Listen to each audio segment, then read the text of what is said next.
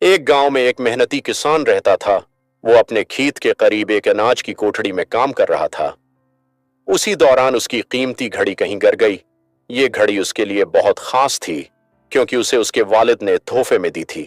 کسان نے پوری کوٹھڑی چھان ماری، ہر کونا دیکھ لیا، مگر گھڑی نہ ملی۔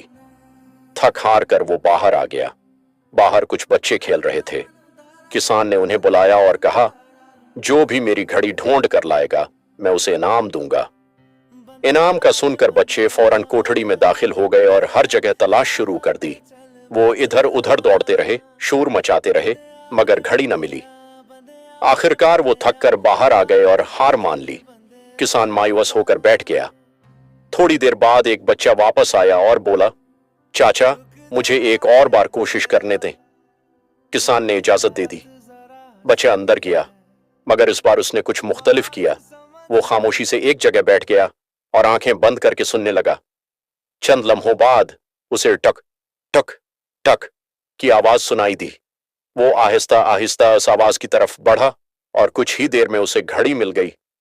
بچہ گھڑی لے کر باہر آیا۔ کسان بہت خوش ہوا اور حیران بھی۔ اس نے پوچھا، بیٹا تم نے یہ کیسے ڈھونڈ لی؟ بچے نے مسکرا کر جواب دیا، چاچا سب لوگ شور کر رہے تھے، اس لیے کسی کو کچھ سنائی نہیں دی۔ میں نے بس خاموشی اختیار کی اور گھڑی کی آواز سن لی۔ کسان نے خوش ہو کر بچے کو انعام دیا اور دل ہی دل میں ایک بڑی بات سیکھ لی۔ زندگی میں سکون اور خاموشی ہمیں صحیح راستہ